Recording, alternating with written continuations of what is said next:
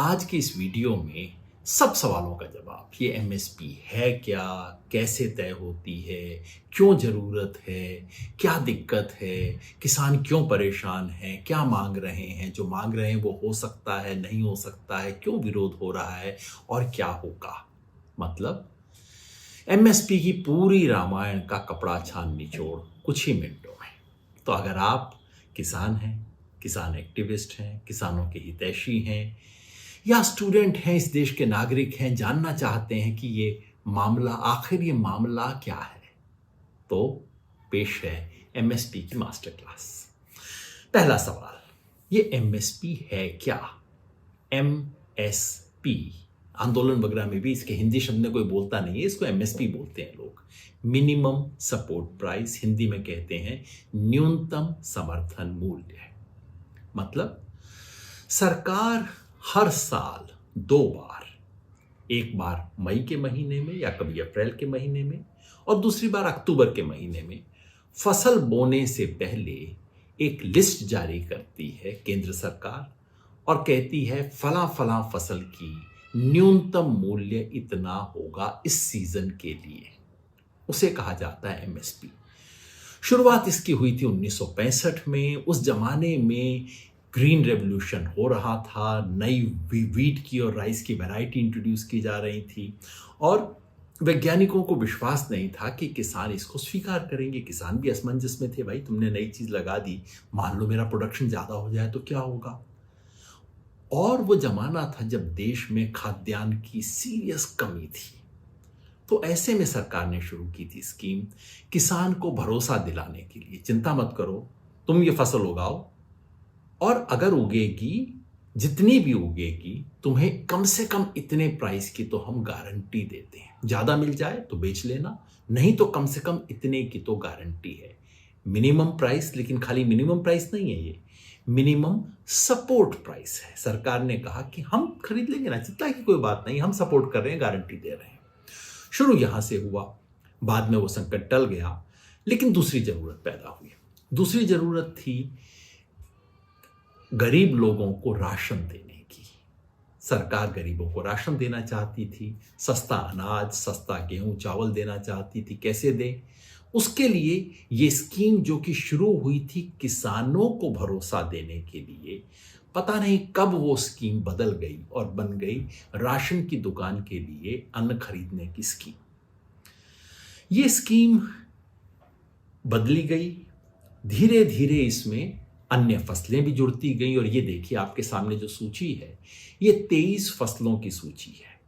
आजकल सरकार 23 फसलों पे न्यूनतम समर्थन मूल्य घोषित करती है। ध्यान से देखिए इस सूची को, इसमें ज्यादातर अनाज हैं, ज्यादातर फसलें हैं खेत में होने वाली। जो नहीं है, इसमें फल नहीं है, फूल नहीं है, सब्जी नहीं है और अंडा दूध इत्यादि ये सब नहीं है।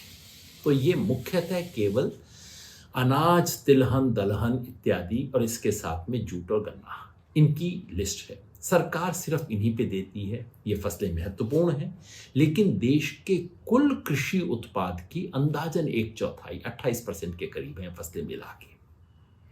ये भी याद रखिए कि एमएसपी सरकार की अपनी मजबूरी से शुरू हुई थी, फिर उपभोक्ता की मजबूरी से शुरू हुई थी। इस स्कीम में कभी भी किसान को प्राथमिकता नहीं दी गई है, उत्पादक को प्राथमिकता नहीं दी गई। लेकिन ये किस्सा आगे बढ़ रहा है, उससे पहले आपको समझाऊं कि एमएसपी की जरूरत है क्यों जरूरत हुई। पहली बात, आप सोच रहे होंगे, कई लोग आपको कह भी रहे होंगे, भैया इतनी सारी चीजें बाजार में मिलती हैं, ये किसान को एमएसपी क्यों मिल रही है, बाकी दुकानदार को क्यों नहीं, उद्योग को क्यों नहीं, फैक्ट्री को क्यों नहीं, फला चीज को क्यों नहीं? उसका उत्तर सबसे पहला ये है कि कृषि जितना जोखिम का काम है, जितना रिस्क है, उतना किसी चीज में नहीं है। खेती सिर्फ एक चीज है जिसमें दोनों तरह के रिस्क हैं, प्रोडक्शन रिस्क और मार्केटिंग रिस्क। उत्पादन के वक्त मौसम की मार, कुछ भी हो सकता है, फल आपका बीज खराब हो सकता है, कीटनाशक की दिक्कत हो सकती है, बीमारी लग सकती है, ओला वृष्टि, बरसात, सूखा, कुछ भी पड़ सकता है। और सब कुछ अच्छा हो गया तो फिर बाजार में दाम का कोई भरोसा नहीं है। इतने जोखिम वाला काम और कोई नहीं है। लेकिन सवाल सिर्फ जोखिम का नहीं है। दूसरा, कृषि एक ऐसी चीज है जिसके बगैर काम नहीं चल सकता। आप देश 6 महीना कंप्यूटर नहीं आएंगे, मोबाइल फोन नहीं आएंगे, बहुत तकलीफ होगी, लेकिन देश जिंदा रहेगा। 6 महीना अगर खाद्यान्न नहीं होगा, बता सकता हूं आपको 6 हफ्ते के अंदर संकट खड़ा हो जाएगा देश में। और एक बार ऐसा हो चुका है। तो राष्ट्रीय सुरक्षा के लिए बहुत जरूरी है। 1965-66 का वक्त था, देश में खाद्यान्न की कमी हो गई थी और उस वक्त देश को अमेरिका के सामने हाथ फैला के खाद्यान्न मांगना पड़ा था। इस देश के लिए सबसे ज्यादा शर्मनाक जो दौर गुजरे हैं उनमें से एक ये था। तो ये राष्ट्रीय सुरक्षा का सवाल है। ये सवाल इस देश के बहुत बड़े गरीब वर्ग का है जिसको खाद्यान्न सस्ते चाहिए। बाकी चीज़ों में आप कह सकते हैं कंप्यूटर के दाम बढ़ रहे हैं, मोबाइल फ़ोन के दाम बढ़ रहे हैं, किताबों के दाम बढ़ रहे हैं, सीमेंट के दाम बढ़ रहे हैं, लेकिन ये एक चीज़ है खाद्यान्न जिसमें सरकार कहती है ना, दाम बढ़ने नहीं देना। और याद रखिए, इस देश के किसान कोई 2-5% नहीं है। इस देश की 54% आबादी किसी ना किसी तरह से खेती में लगी हुई है। इस सब की वजह से खेती और ये खाद्यान्न जो है, फूड प्रोड्यूस, वो कोई कई चीज़ों में से एक प्रोड्यूस नहीं है मार्केट में। ये एक ऐसा विशेष प्रोड्यूस है जिसके बिना काम नहीं चल सकता, जो देश की सुरक्षा से जुड़ा हुआ है और जिसके दाम सरकार बढ़ने नहीं देना चाहती। इसलिए आपको जो उत्पादक है उसको कुछ न्यूनतम सुरक्षा देनी पड़ेगी। तीसरा सवाल, ये कैसे तय होती है एमएसपी? बहुत लोगों को पता नहीं है। सरकार तय करती है, केंद्र सरकार तय करती है। याद रखिए, राज्य सरकारें एमएसपी तय नहीं करती, वो उसके लिए रिकमेंडेशन दे सकती हैं, तय नहीं करती। तय करती है केंद्र सरकार। केंद्र सरकार में कृषि मंत्रालय का एक छोटा सा डिपार्टमेंट है, विंग है, जिसका नाम है CACP, commission on agricultural cost and prices. नाम है कमीशन, लेकिन कोई इंडिपेंडेंट कमीशन नहीं है। ये एग्रीकल्चर मिनिस्ट्री का एक छोटा सा विंग है, विभाग है, जो कि सरकार के तहत काम करता है। कैसे तय करता है कॉस्ट एंड प्राइसेस? एमएसपी को तय करने के लिए पहली स्टेज होती है कि देश भर में फसल की लागत क्या है, लागत का पता करते हैं, पूरे वैज्ञानिक सर्वेक्षण के जरिए करते हैं। मगर सवाल है कि लागत है क्या? लागत के अलग अलग एस्टिमेट होते हैं, अलग अलग फॉर्मूले होते हैं, अलग अलग नाम होते हैं। आप भी सुनते होंगे ना, A2, FL, C2, क्या लफड़ा है। लागत का अलग अलग मतलब हो सकता है। आपको सिर्फ 4 चीज बताऊंगा। लागत का मतलब यह हो सकता है कि किसान की जेब से जो जो पैसा खर्च हुआ, पानी के लिए, बिजली के लिए, बीज के लिए, कीटनाशक के लिए, कटाई के लिए, जो कुछ उसकी जेब से खर्च हुआ, वो लागत है किसान की। आम किसान से पूछिए, उसी को यह लागत अपनी बताता है। इसको बोला जाता है A2 लागत। सरकारी शब्द है, मत पूछिए A2 क्यों कहते हैं, लेकिन A2। इसमें अगर जोड़ दिया जाए किसान की अपनी मेहनत, क्योंकि किसान अपनी मेहनत कर रहा है, जिसके लिए सैलरी किसी को नहीं दे रहा, लेकिन मेहनत तो हो रही है ना उसकी और उसके परिवार की, उसको जोड़ दिया जाए तो बोला जाता है A2 + FL। FL मतलब फैमिली लेबर। लेकिन इसमें अभी भी किसान की अपनी जमीन का किराया नहीं है और किसान ने जो इन्वेस्टमेंट किया है उसका ब्याज नहीं है। किसी भी दुकान में, किसी भी फैक्ट्री में अगर लागत निकाली जाती है तो चाहे लाला जी की, उद्योगपति की अपनी दुकान हो, उसका किराया उसमें लगाया जाता है, क्योंकि अगर वो दुकान नहीं करता तो किसी और को किराए पे दे सकता था। दुकान, किसी तरह से किसान भी अपना खेत किसी को किराए पे दे सकता है, तो उसका किराया और इन्वेस्टमेंट जोड़ दिया जाए तो संपूर्ण लागत बनती है, जिसको कहते हैं C2। वैसे एक C3 भी होती है, यानी कि किसान मैनेजर भी है, किसान मजदूरी नहीं है, अपनी मैनेजमेंट भी तो कर रहा है, उसकी मैनेजमेंट की लागत भी जोड़ दो तो C3 बन जाती है। लेकिन इसको फिलहाल भूल जाइए। A2 + FL और C2, इन दोनों को याद रखिएगा। इस लागत के फॉर्मूले के हिसाब से तय होती है एमएसपी, लेकिन कोई बना बनाया मेथड या सिस्टम नहीं है कि भाई इतनी लागत हुई तो इतनी एमएसपी होगी। नहीं, ये CACP अपनी रिपोर्ट के अंदर बिल्कुल खुल के कहती है कि लागत हम देखते तो हैं, लेकिन लागत एकमात्र आधार नहीं है। तो भाई फिर और क्या आधार है? कहते हैं हम अंतर्राष्ट्रीय स्थिति देखते हैं, कौन सी फसल का कितना प्रोडक्शन है, फ्यूचर में क्या होगा, बाजार की पूरी परिस्थिति देखते हैं। लेकिन एक और चीज़ देखते हैं जो वो बोलते नहीं हैं, वो है सरकार का इशारा। सच ये है कि सारी कॉस्ट वॉस्ट देखने के बाद CACP, जो कि सरकार की एग्रीकल्चर मिनिस्ट्री का एक छोटा सा डिपार्टमेंट है, उसका चेयरमैन इंतजार करता है एक फ़ोन कॉल का, सर कॉस्ट ऐसी आ रही है, क्या करें इस साल। और ऊपर से सरकार की तरफ से इशारा आता है, नहीं नहीं पैसे नहीं, ऐसा करो थोड़ा सा कॉस्ट को कम कर दो। अगर ईमानदार कमिश्नर होगा तो कॉस्ट को तो कम नहीं करेगा, लेकिन सरकार से इशारा लेने के बाद वो रिकमेंडेशन सरकार को देते हैं कि इस साल इतना MSP होना चाहिए। तो ये MSP किसी ऐसे साइंटिफिक सिस्टम से नहीं आता जिसमें कोई हेराफेरी की गुंजाइश ना हो। MSP सरकार के इशारे पे तय की, सरकार को रिकमेंड की जाती है, लेकिन सरकार को वो चीज़ रिकमेंड की जाती है जो सरकार अपनी जेब टटोल लेती है और कहती है भाई इस बार इतना ही करना, इससे ज़्यादा मत करना, वैसे की जाती है। अगला सवाल, MSP तय हो गई, घोषणा हो गई, लागू कैसे होगी, इसकी व्यवस्था कैसी है? याद रखिए मैंने कहा था व्यवस्था मूलतः बनी है सरकार की सुविधा के लिए, उपभोक्ता के लिए, उत्पादक के लिए नहीं। तो क्या करती है सरकार? घोषणा तो 23 फसलों की कर देती है, लेकिन किसान को वास्तव में MSP मिले इसकी कोई प्रभावी व्यवस्था नहीं होती। कागज पे हर सरकार कहती है हाँ किसान को मिलना चाहिए, प्रधानमंत्री कहते हैं MSP थी, है, रहेगी, मतलब कागज पे थी, कागज पे है, कागज पे रहेगी। सरकार करती क्या है? सरकार इन 23 फसलों में से सिर्फ 2 फसल की सरकारी खरीद करती है। MSP को लागू करने की प्रमुख व्यवस्था सरकार की जो है वो सरकारी खरीद है। सरकार खुद मंडी में जाती है, खरीदती है। खरीदती किसे है?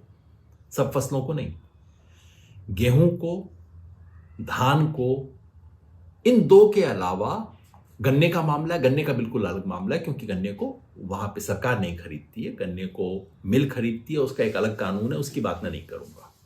तो इन 2 के अलावा सरकार कहीं पे थोड़ा सा दाल खरीद लेती है। गेहूं में टोटल प्रोडक्शन का कोई 18-20% सरकार खरीदती है।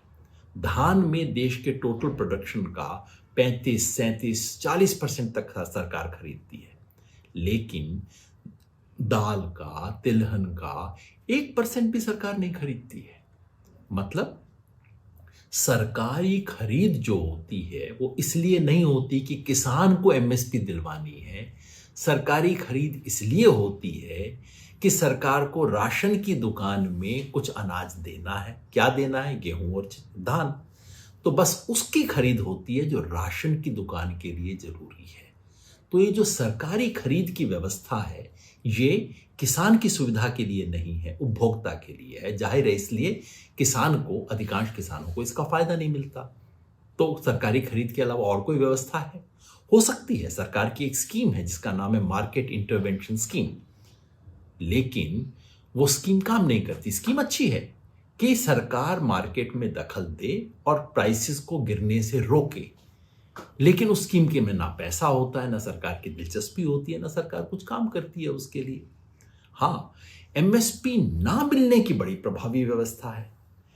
मैं घूम घूम के देश में मंडियों में देखा जब सरकारी खरीद हो रही थी, सरकार के इतने नियम हैं ये सुनिश्चित करने के लिए कि कहीं किसान अपनी फसल बेच ना ले। जो सरकार खरीदना चाहती है वो दन दन खरीदती है बिना किसी नियम के, लेकिन जो नहीं खरीदना चाहती उसमें सरकार कहती है नमी का इतना %, उसमें सरकार कहती है केवल इतना खरीदेंगे, फलां दिन खरीदेंगे, इतना देर से शुरू करती है। 10 मतलब बिल्कुल एक हर्डल रेस है जिसमें किसान को तो गिरना ही गिरना है। तो न लेने की व्यवस्था है, लेने की व्यवस्था ठीक ढंग से नहीं है। नतीजा क्या होता है? नतीजा ये होता है कि देश के अधिकांश किसानों को MSP नहीं मिलती। आप देखिए कितने किसानों को MSP के बराबर या उसके ऊपर भाव मिलता है। तमाम आंकड़े हैं, सरकारी आंकड़े हैं। एगमार्क नेट का आंकड़ा है जो कि सरकार की वेबसाइट है, जिसपे आप रोज देख सकते हैं कि किसान को हर मंडी में कितना मिल रहा है। CACP की रिपोर्ट है और NSS के आंकड़े भी आते हैं 5 साल के बाद। ये सब दिखा रहे हैं कि कुल मिला के देश के अधिकांश किसानों को एमएसपी का फायदा नहीं मिलता। एक आंकड़ा है 6% का, एक आंकड़ा है 10% का, किसी का दावा है 14% का। आप उसे मान लीजिए। मोटी बात क्या, 85% किसानों को एमएसपी पे खरीद का फायदा नहीं मिलता। किस्मत अच्छी हुई और उस साल फसल का दाम ही अच्छा हो गया तो बहुत अच्छी बात है, उसको मिल जाएगा। लेकिन जब एमएसपी के नीचे दाम गिरने लगते हैं तब किसान को एमएसपी का फायदा, देश के 80% किसानों को एमएसपी नहीं मिलती। किस्मत से दाम मिल गया अलग चीज है, मिनिमम सपोर्ट में जो सपोर्ट है वो नहीं मिलता है। सरकार ने क्या कोशिश की एमएसपी दिलाने के लिए? जैसा मैंने कहा, सरकार हर बार बोलती है हां दिलवाएंगे, बिल्कुल पक्का है। कई कमीशन आए हैं। पहले आया था अभिजीत सेन कमेटी, ये 2003-4 में अटल बिहारी वाजपेयी जी के जमाने की कमेटी है, जिसने कहा था कॉस्ट की जो आप कैलकुलेशन करते हैं ये कम से कम C2 कॉस्ट होनी चाहिए। उससे एक कदम आगे लेके स्वामीनाथन कमीशन आया। स्वामीनाथन कमीशन ने देश की एग्रीकल्चर के बारे में 100 से ज्यादा सिफारिश की थी, लेकिन एक सिफारिश जो कि सबको याद है वो ये थी, उन्होंने कहा कि किसान को जो एमएसपी देनी चाहिए वो संपूर्ण लागत का 1.5 गुना देनी चाहिए। संपूर्ण लागत मतलब C2 कॉस्ट, C3 नहीं, C3 बहुत ज्यादा है, मगर A2FL नहीं, आंशिक नहीं। किसान की संपूर्ण लागत का उसको कम से कम 1.5 गुना मिलना चाहिए। अब 1.5 गुना क्यों, सवा क्यों नहीं, 40% क्यों नहीं? इसका कोई उत्तर नहीं है। जैसे महिला आरक्षण के बारे में 33% आरक्षण हो, अब 33 क्यों, 35 क्यों नहीं, 30 क्यों नहीं, एक मोटा अनुमान होता है। मोटे तौर पे स्वामीनाथन कमीशन ने कहा कि अगर किसान को अपनी मेहनत पे 50% कमाई नहीं होती तो वो टिक नहीं पाएगा। दुनिया के ज्यादातर उद्योगों में इससे कहीं ज्यादा कमाई होती है, ये उन्होंने तय किया। ये लोगों के लिए एक फॉर्मूला दिमाग में अटक गया है। सरकार ने कहा कि हम लागत का 1.5 गुना देंगे, लेकिन स्वामीनाथन कमीशन के फॉर्मूले से नहीं। मोदी सरकार ने, स्वर्गीय अरुण जेटली जी ने इसको बदल के आंशिक लागत कर दिया। तो कहा तो ये कि हम स्वामीनाथन के हिसाब से कर रहे हैं, लेकिन C2 का 1.5 गुना करने की बजाय A2+FL की जो आंशिक कॉस्ट थी उसका 1.5 गुना दे दिया और कह दिया बस बस कर दिया, बल्ले बल्ले हो गया। ये चक्कर हुआ है। एमएसपी में बढ़ोतरी हुई है, सरकारों ने कहा है कि घोषणा हम बढ़ाते जाएंगे। सब सरकारें दावा करती हैं, आप देख रहे होंगे, सब सरकार कहती है हमने इतना बढ़ा दिया। प्रधानमंत्री कहते हैं बधाई हो, इस बार गेहूं का दाम हमने 150 रुपये बढ़ा दिया है। एक तो बात ये सिर्फ घोषणा है, दूसरा वास्तव में यदि आप उसकी महंगाई से तुलना करें तो ये वृद्धि नहीं है। अब ये देखिए, हम यहां पे तुलना कर रहे हैं यूपीए सरकार की और एनडीए सरकार की। 10 साल यूपीए के, 10 साल एनडीए के, दोनों में कितने प्रतिशत बढ़ोतरी हुई अलग अलग फसलों में। और जैसा कि आप देख सकते हैं, एक फसल को छोड़ के 22 फसलों में यूपीए के दौरान फिर भी ज्यादा बढ़ोतरी हुई थी, एनडीए के दौरान परसेंटेज में कम बढ़ोतरी हुई है। इसलिए मैं याद करवाना चाहता हूं, क्योंकि व्हाट्सएप खूब आते रहते हैं, देखिए पहले किसान का एमएसपी इतनी थी, बढ़ के दुगनी हो गई है, किस बात की शिकायत कर रहे हैं किसान। बाकी नहीं देखते कि बाकी चीजों की क्या हालत हुई है देश के अंदर। ग्रोथ को परसेंट में देखना चाहिए, जैसा कि आप सैलरी का देखते हैं। उसकी तुलना करें तो सच ये है कि एमएसपी में जो बढ़ोतरी हुई है वो देश में महंगाई के अनुरूप नहीं हुई है।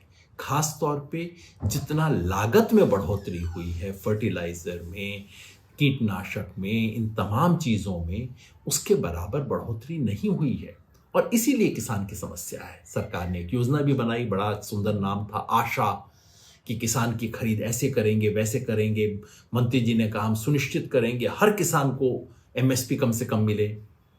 वो योजना लगभग ठप हो गई।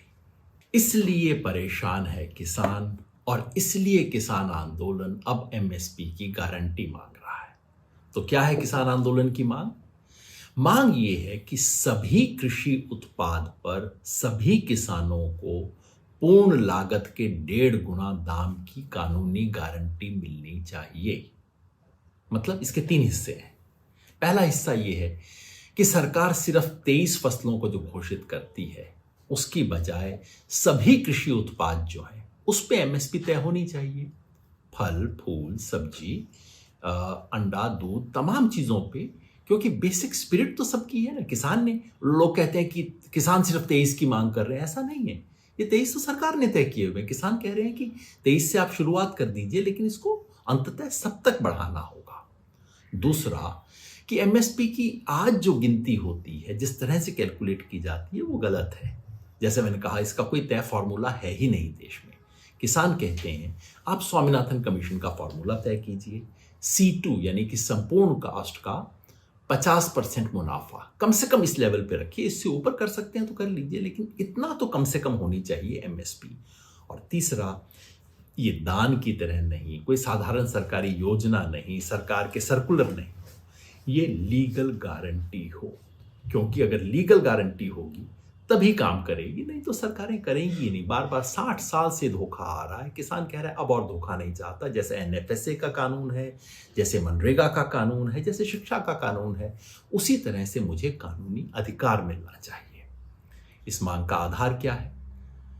पहला तो बड़ा साधारण नैतिक आधार है भाई, कि आप 60 साल से लिख के वायदा कर रहे हो ना, अपना वायदा पूरा कर दो। इसका गहरा एक मानवीय न्याय का आधार है कि इस देश में किसान की हालत बहुत खराब है। जितनी मर्जी बातें आपको कह लें लोग, ये अमीर किसान, अमिताभ बच्चन भी किसान हैं, ये हैं, टैक्स नहीं देते। सच्चाई पता है क्या है? सच्चाई ये है कि इस देश के 87% किसान परिवारों की मासिक आमदनी 10,000 रुपए से कम है। 87% की। 10,000 क्या होता है शहर के अंदर? सोचिए, महीने का 10,000 नहीं मिलता। और ये लोग कहते हैं अमीर किसान, पंजाब की चर्चा करते हैं। पंजाब के भी आधे 51% किसानों को खेती से महीने में 10,000 रुपए की इनकम नहीं होती है। बहुत बुरी हालत है। और दूसरा, गरीब उपभोक्ता की जरूरत है। अगर किसान को मिनिमम सपोर्ट प्राइस नहीं मिलेगा और किसान उस पर बच नहीं सकेगा, तो सरकार गरीब उपभोक्ता को कैसे उपलब्ध करवाएगी? तीसरा, सिर्फ इन दो की बात नहीं है, सिर्फ ये जस्टिस की मांग नहीं है, देश की खुशहाली की मांग है। क्योंकि अगर किसान को 4 पैसा मिलेगा, किसान को अपनी मेहनत का दाम मिलेगा, तो किसान उसको खर्च करेगा। सारा इकोनॉमिक्स बताती है कि जो पैसा गांव में पहुंचता है वो पैसा तेजी से चलता है, क्योंकि वो लेके किसी तिजोरी में नहीं रखेगा, किसान खर्च करेगा। और जो पैसा खर्च हो रहा है वो देश के आर्थिक वृद्धि में, विकास में बहुत तेजी से मल्टीप्लायर का काम करेगा। इससे पर्यावरण का फायदा है। पर्यावरण का फायदा क्या है? अगर आप पूरी 23 फसलों के ऊपर देना शुरू करेंगे तो किसानों की ये जो निर्भरता है कि या तो गेहूं उगाएंगे या धान उगाएंगे या गन्ना उगाएंगे, ये 3 क्यों उगाता है? किसान को कोई प्यार नहीं इन 3 फसलों से, इसलिए उगाता है कि इन 3 पे ही उसको दाम मिलता है। अब बाकी फसलें दीजिए, किस पे दाम दीजिए, किसान बाकी फसलें उगाएगा, और बाकी फसलें उगाएगा तो फसलों का विविधीकरण होगा। ये जो जरूरत से ज्यादा ध्यान हरियाणा और पंजाब में हो रहा है, जिसकी वजह से सारा पानी एक्सट्रैक्ट हो रहा है, बहुत अच्छी नीति नहीं है। ये खत्म होगा अगर आप हरियाणा के किसान को कहेंगे तो चना उगा ले, पंजाब के किसान को कहेंगे आप मक्का उगा लीजिए, और आपको उतना ही प्रॉफिट मिलेगा जितना आज धान में मिल रहा है। वो क्यों नहीं बदलेगा? देश का विविधीकरण होगा, पर्यावरण के लिए बेहतर होगा।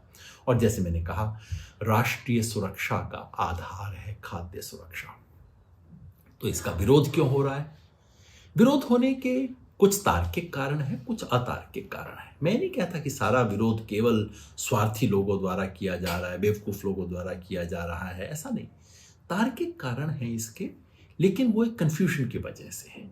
आप ध्यान दीजिए, एमएसपी के विरुद्ध जितने भी लेख या इंटरव्यू आपको मिलेंगे, वो एमएसपी की आलोचना नहीं है, वो दरअसल सरकारी खरीद की वर्तमान व्यवस्था की आलोचना है।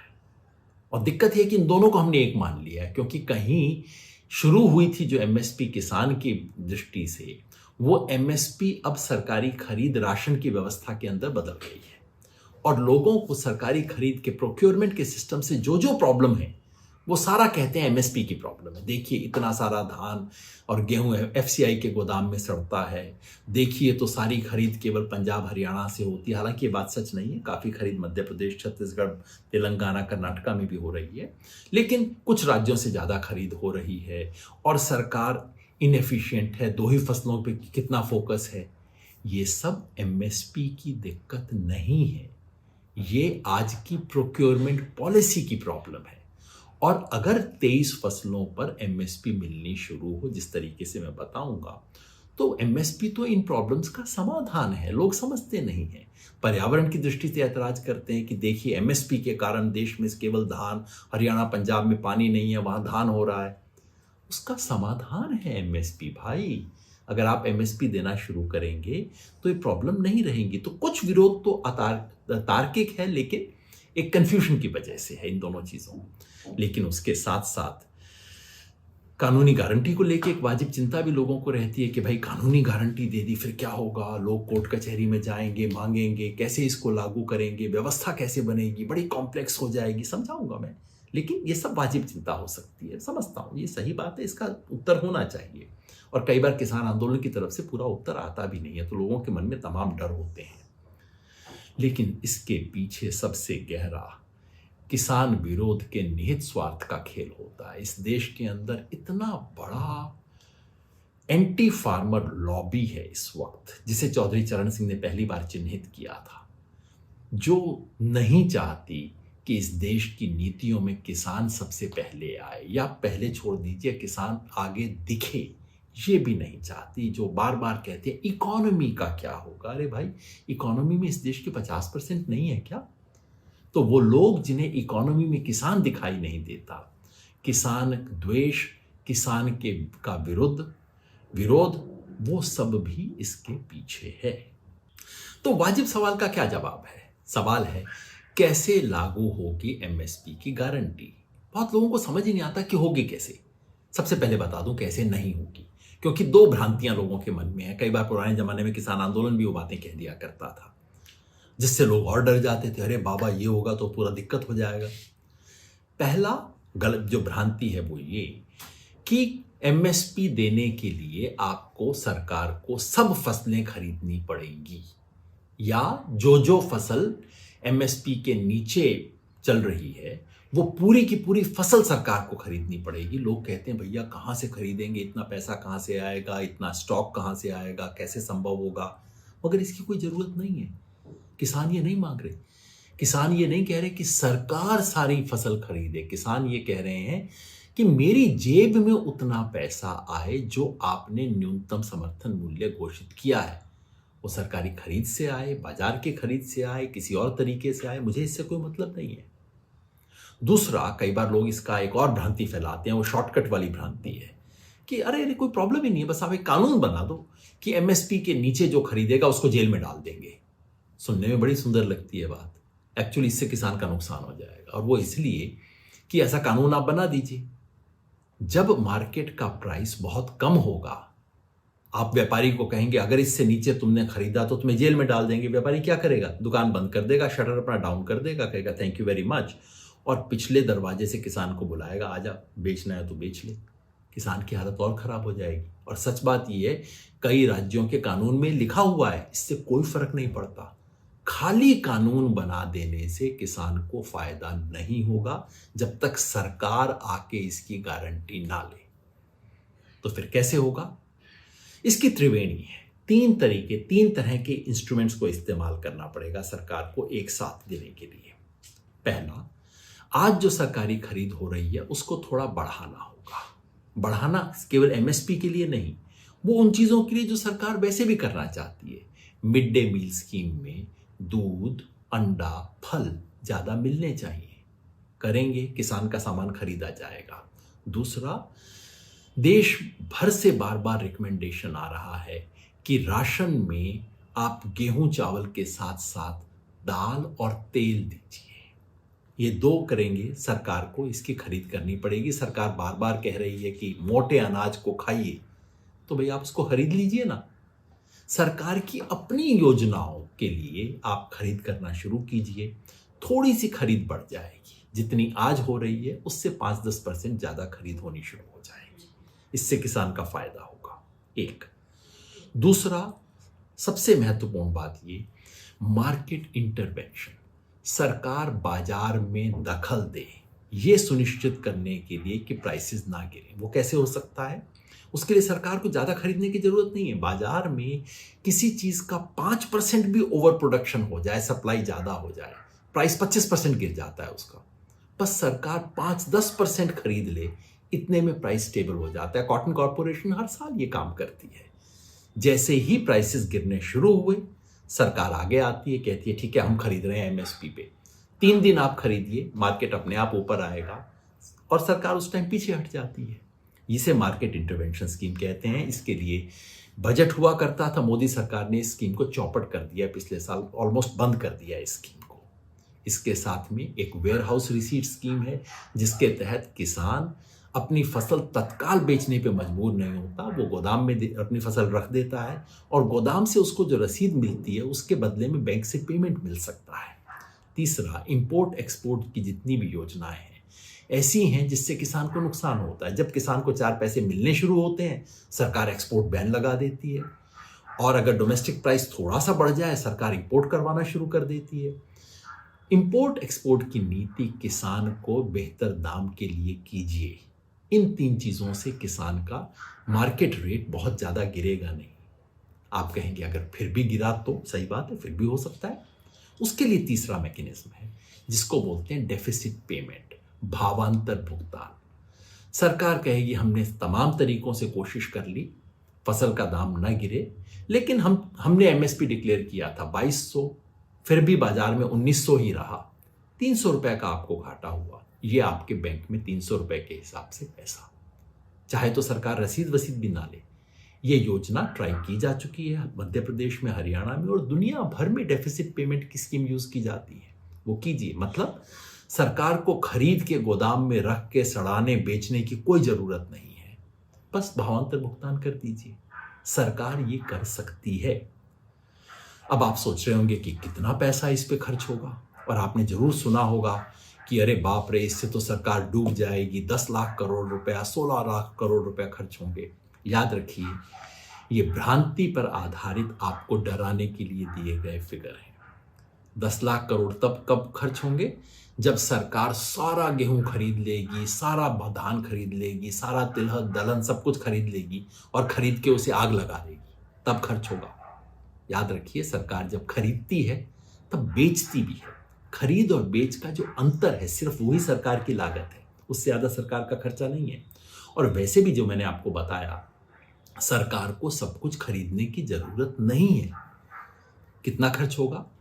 पिछले साल के लिए अनुमान लगाया गया, क्रिसिल नामक एक संस्था ने अनुमान लगाया कि अगर पिछले साल जो एमएसपी चल रही है, जो पूर्ण नहीं है, उसके हिसाब से अगर सरकार देती तो सरकार का 21,000 करोड़ रुपया खर्च होता। हमने पिछले साल अच्छा साल था किसानों के लिए, हमने अनुमान लगाया 3 साल पहले का, उस साल के लिए हमारा अनुमान ये था 47,000 करोड़ रुपया खर्च होता। ये कितना है? देश के बजट का 1% भी नहीं है। आधा प्रतिशत है 21,000 करोड़ रुपया। क्या किसान के लिए 1% खर्च नहीं हो सकता? और अगर आप स्वामीनाथन कमीशन के रेट पे देंगे तो इससे ज्यादा खर्च होगा। उसके लिए हमने अनुमान लगाया था शायद 2 लाख करोड़ रुपया खर्च होगा, यानी कि इस देश के टोटल बजट का 4%। बजट का 4%, देश की 54% आबादी के लिए 4% खर्च नहीं कर सकते आप। जबकि इंडस्ट्री को प्रोडक्शन लिंक्ड इंसेंटिव देने के लिए 1.5 लाख करोड़ रुपया खर्च होता है, जबकि मित्रों का टैक्स, कॉर्पोरेट सेक्टर का टैक्स करने की कम करके 1.5 लाख करोड़ रुपए का खर्च हो चुका है, जबकि 14 लाख करोड़ रुपए का बजट का लोन माफ कर दिया गया है। किसानों के लिए पैसे नहीं है क्या? पैसा है, पैसा दिया जा सकता है, बशर्ते की इच्छा हो। तो आखिरी बात, सरकार मानती क्यों नहीं है? भाई मानती इसलिए नहीं है कि गारंटी दे दी तो लागू करनी पड़ेगी, सिर्फ बोल के डायलॉग बाजी से अब काम नहीं चलेगा। मानती इसलिए नहीं है कि पैसा मित्रों के लिए तो है, किसानों के लिए नहीं है। मानती इसलिए नहीं है कि इस देश की जो किसानों गांव छोड़ो योजना जो है, बाकी सब योजनाओं से बड़ी योजना ये इस सरकार की अघोषित योजना, किसानों को खेत से बाहर निकालो, गांव से बाहर निकालो, और खेती कंपनियों के हाथ में, तो ये योजना धाराशायी हो जाएगी, इस योजना में दिक्कत आ जाएगी। और मानती इसलिए नहीं है कि सबको लगता है कि किसान से क्या फर्क पड़ता है, 4 साल रोएगा, 5वें साल जब वोट देने का टाइम आ जाएगा तो किसान थोड़ी रहेगा, तब वो यादव हो जाएगा, कुर्मी हो जाएगा, जाट हो जाएगा, कश्यप हो जाएगा, अलग अलग जाति में बढ़ जाएगा। जिस दिन किसान एक हो गया, जिस दिन किसान किसान की तरह खड़ा हो गया, सारे तर्क समझ आ जाएंगे, जेब में पैसा आ जाएगा, इच्छा शक्ति आ जाएगी। राजनैतिक इच्छा शक्ति का सवाल है।